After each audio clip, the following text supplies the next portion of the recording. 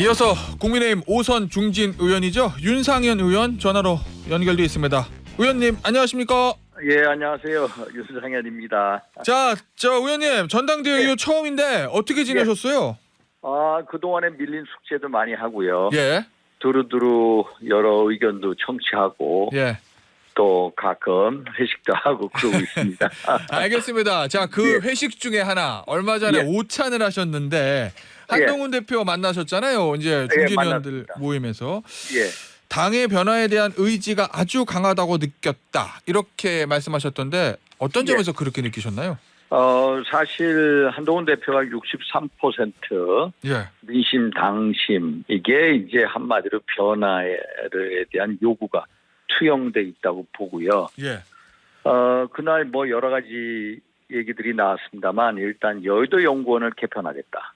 네. 여의도 연구원이면 우리 당의 머리 브레인 역할을 하는 것도 아닙니까? 예. 그래서 본인이 여론조사 기능도 수행을 해야 되지만은 네. 정책 파트 예. 또 청년 예. 요 세 가지 분야로 세분시키겠다. 어허. 이런 거. 예.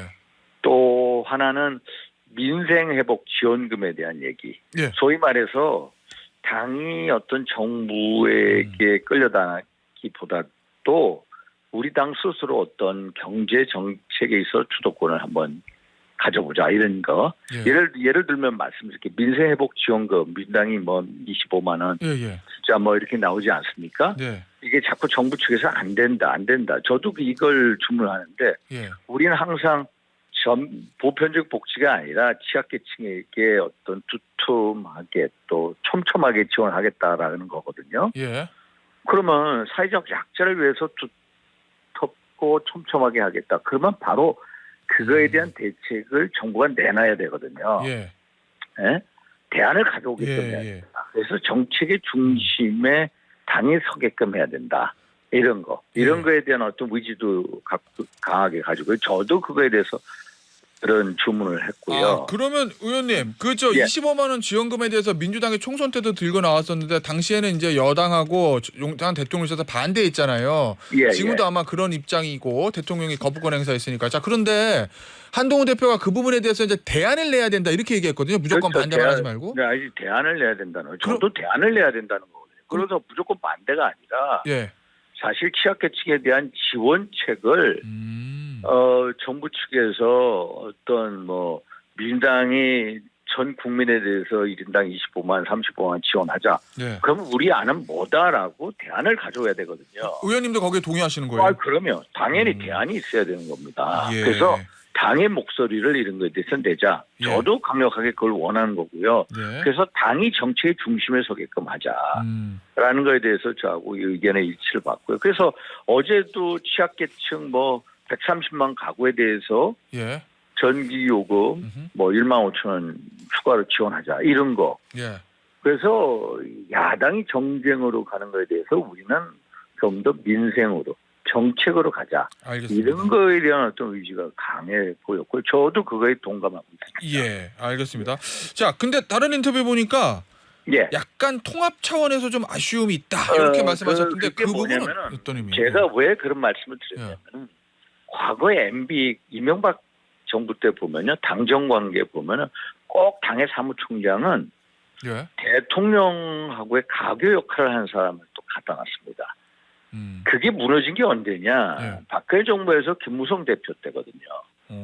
그래요. 당시 제가 그 논리 내부적으로 안 알려져 있습니다만 내부 예. 논란에 있었거든요. 예. 제가 사무총장을 6.4 지방선거 2014년도죠. 예. 전국 선거를 치르고 7월 30일 2014년 7월 30일 국회의원 재보궐선거 15군데 있었죠, 치렀거든요. 예. 그런데 11대 4로 압도적으로 이겼습니다. 예.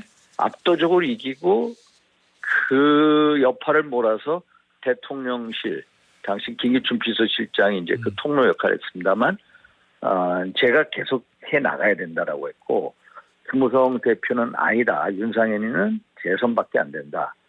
예. 3선은 돼야 된다. 예. 이러면서 내부적인 갈등이 있었거든요. 결국은 김무성 대표 뜻대로 했습니다. 예. 이게 뭘 상징하느냐. 그 당시에 그 박근혜 대통령 임기가 1년 반밖에 안 지났거든요. 예. 지금도 보십시오. 대통령 임기가 3년 가까이 남았잖아요. 예. 그러면 적어도 대통령의 신이 두터운 사람이 당 지도부에 있으면서 그 사람이 가교 역할을 해야 돼요. 그게 정말로 이제 지금 와서는 김무성 대표하고 이런 얘기 아주 쉽게 얘기하거든요.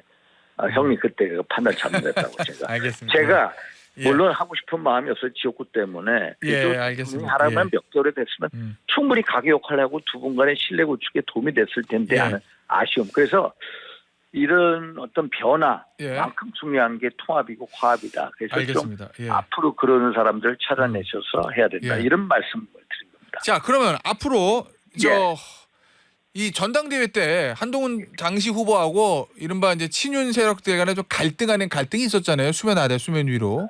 예. 그럼 이번에 한동훈 대표가 압도적으로 당선이 되고 당직 인선이 끝났어요.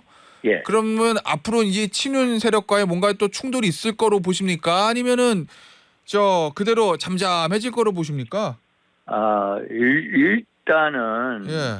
이 사람이 예를 들어 대통령이 취임을 하더라도 그레이스 피어리어드라는 게 있지 않습니까? 예. 어느 정도 기간은 허니문 피어리어드라고 하죠. 예. 어느 정도는 한동훈 대표가 예. 당 운영에 본인만의 그림을 그릴 수 있게끔 이렇게 지켜봐주고 예. 그래서 이게 기본적인 도리거든요. 네. 그래서 한동안은 일단은 이제 이렇게 지켜보는 식으로 가지 않겠나. 아, 그래요. 예. 예, 그래서 예. 지금은 예. 일단은 어떤 당의 분열보다도 우리가 예. 어떻게 통합을 해서 우리가 한마음 한뜻으로 이제 당을 추스리고 나가는데 예. 이거에 대해서 다 방점이 있을 거라고 봅니다. 그러면 이른바 친윤 세력들의 한동훈 대표 흔들기 이런 거 하면 안 된다. 이런 말씀이신 지금은 뭐 지난번에 이제 정책의장 표결 얘기가 나오지 않습니까? 예, 예. 저거 그렇습니다. 며칠 전에도 그거는 한동훈 대표에 대한 흔들기다. 어차피 김상훈 정책의장에 대해서 예. 통과된다. 표결로 가도 통과된다. 김상훈 정치에 개파석이 없는 분이거든요. 예, 예. 그래서 그걸 불태워 표결로 갈 필요가 뭐가 있냐. 관례대로 그냥 그러면 박수로 추인하는 게 맞다. 이런 식으로 제가 며칠 전에도 의견 필요가 했거든요. 월요일 날. 의원님. 네. 자, 그러면 당시에 이거 표결해가지고 부결도 시켜야 되는 거 아니야라고 얘기하는 의원이 있었어요, 실제로? 그거를 이제 그런 건 없었고요. 예. 이게 이제 하나의 언론을 통해서 그런 얘기가 있었고, 예. 언론을 통해서 그런 얘기 있었는데 그런 거 없었습니다. 예. 알겠습니다. 그래서 자꾸 뒤에서 그런 얘기할 괜히 긁어부스럼 얘기할 필요가 뭐가 있냐. 지금은 예. 그레이스 피어리어드, 허니문 피어리어드니까 좀 걸추자라는 게 이제 제 입장입니다. 알겠습니다. 앞서 한동훈 대표의 오찬에서 여의도 연구원장 개편하겠다는 얘기를 한 대표가 했다라는 말씀 해주셨습니다. 이미 언론에도 보도가 됐고 개편 방향은 어떻습니까? 일부 언론이 분석이 따르면 이 홍영림 현 여의도 연구원장 유임할 것이냐 아니면 교체될 건지 이게 뭐 또 지금은 아직 모르겠어요. 포인트다 이런. 근데 여의도 연구원장이 이제 지난번에 결국 이제 뭐 우리가 총선에서 개멸적 참패를 당하지 않았습니까? 예. 그때 이제 여의도 연구원장이 예를 들어서 수도권 당협위원장들한테 제때 여론조사 결과 안 줬다 뭐었다 해가지고 이제 여러 불만이 있는 게 사실이고요. 예. 그런데 이분은 최고의 여론조사 전문가고요. 예. 기자 출신이죠. 그런데 또 이런 시각도 있습니다. 이분이 역량을 발휘하기에는 좀 시간이 짧았다라는 시각도 있기 때문에 이걸 바로 교체한다 아니다가 아니라 좀 시간을 두고 이렇게 생각할 좀 같다는 그런 느낌이에요. 저는. 알겠습니다. 개인적으로. 급하게 할 건 아니다 이런 말씀이신 것 같고. 예. 의원님. 예.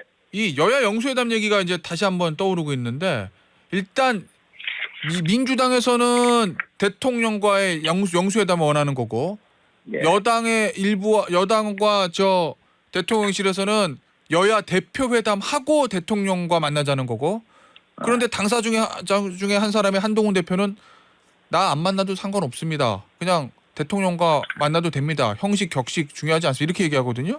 이거 어떻게 푸는 게 한동훈 맞다고 대표 얘기는 민생을 위해서라면 절차 격식 제쳐주고 뭐 대화할 수 있는 그런 분위기 일반론적인 얘기를 한 거고요. 아 그래요? 예. 사실 8월 18일 날 이재명 당대표 다시 재선되지 않겠습니까? 한동훈 대표가 7월 23일 또 이제 출범했고요. 대표 체제가. 그러면 두 분 간의 회담을 먼저 해서 양 당 간의 신뢰 구축하는 게 기본 아닙니까? 이재명 대표의 카운터파트는 당연히 한동훈 대표죠. 알겠습니다. 그 두 분 간의 어떤 대화를 통해서 여야 간의 현재 정쟁의 분위기를 새로운 정책 분위기로 민생 분위기로 몰아가는 그게 급선무 아닙니까? 알겠습니다. 그것부터 먼저 해야죠. 예, 알겠습니다. 자, 정책적인 거 좀 질문을 드릴게요. 예. 이번 증시 폭락 사태에 대해서 이거 저 의원님 기자회견 하신 거 보니까 예. 기준금리 인하가 늦어져서 벌어진 일이다 이렇게 기자회견 하셨던데 이 정부 경제팀의 책임이다 이렇게 보시는 거예요? 아니요, 그런 건 아니고요. 예, 이제 제가 예, 이게 폭락한 거는 사실 우리만이 아니라 일본도 폭락했고요. 예. 대만도 폭락을 했습니다. 왜냐하면 우리가 한국이나 뭐 일본이나 전부 다 미국 수출 위주로 가는 그런 대무역으로 이제 그 경제를 지탱하는 국가들 아닙니까? 예. 대무역이 GDP에서 차지하는 비율이 70% 이상이지 않습니까? 근데 갑자기 8월 4, 5일 그때 이제 미국발 그 AI 예. 쇼크가 왔지 않았습니까? 거품이다.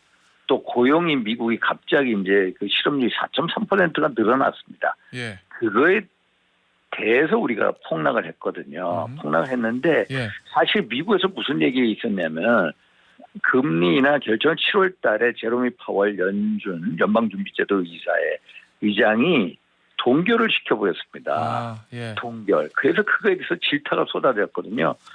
그러니까 이제 예. 9월에 앞으로 9월에 예. 금리를 현재 예. 기준금리가 5.5인데 예. 아예 빅스텝으로 0.5%로 인하해야 된다 이런 목소리가 막 커진 겁니다. 우리도 선제적으로 그래서 인하해야 저는 된다. 제가 이것을 예. 지난 이제 7월달에 계속해서 얘기하는 게 선제적 금리 인하를 제가 한 2달 전부터 주장했거든요. 우리가 지금 3.5%인데 취약차주들 이 예. 금리 문제 작년에만요.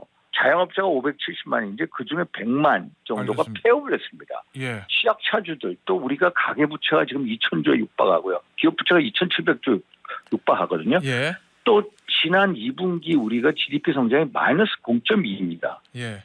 역성장을 했어요. 그래서 알겠습니다. 지금 근원 물가 수준이 괜찮기 때문에 예. 지금 선제적으로 8월 22일 날 금리 인하를 해라. 예. 그리고 9월 달에 미국이 빅스텝으로 0.5 금리 인하를 하면은 우리가 예. 일단 8월 22일 날 0.25 금리 인하를 한 다음에 예.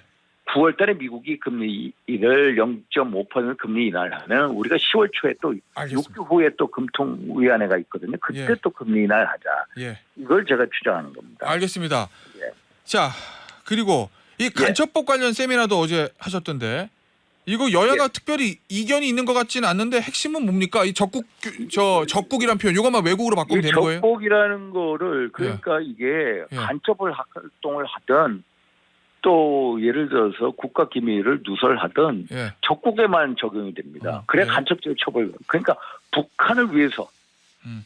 만 하면 됩니다. 예를 들어서 중국을 위해서 하면요. 예. 그게 간첩죄가 안 되는 거죠. 세상에 이런 법이 어디 있습니까? 예. 그러니까 적국뿐만 아니라 예. 외국인 단체, 비국가 행위자, 소위 말해서 간첩죄 적용 대상을 늘리자라는 거거든요. 그래서 아마 야당도 지난번에 우리가 21대 국회에서 이걸 논의하다가 안 됐거든요. 예. 그래서 지금은 분위기가 간첩죄 적용 대상을 이제 다 미국이나 영국이나 중국이나 다 늘리고 있습니다. 예. 적용 대상 범위를 넓히고 있거든요. 우리도 그거에 발맞춰 가야 된다. 우리도 그렇게 하자. 예, 그래서 국가 안보에는 여야가 있을 수 없다. 그래서 야당도 우리가 문제 제기를 하면 할수록 이거에 따라오지 않겠나. 알겠습니다. 라고 생각합니다. 그래서 이거 민생 법안만큼 중요한 게 이게 예. 이 법안입니다. 그래서 추경호 원내대표가 이 문제를 예. 적극적으로 문제 제기를 하셔야 된다. 알겠습니다, 이런 의원님. 말씀드리는 겁니다.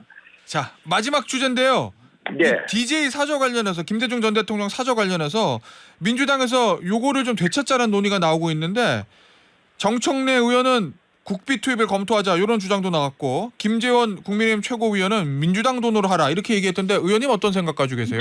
저는요. 예. 올해 DJ 탄생 100주기입니다. 예. 그런데 셋째 아들이 상속세가 없어서 개인에게 매각했다.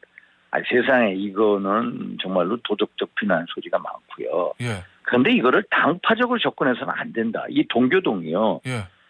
이 민주화의 역사성 있는 것이 아닙니까? 예. 한번 보세요. 민주화 옛날 70년대 초에 보면은 DJ가 예. 일본에서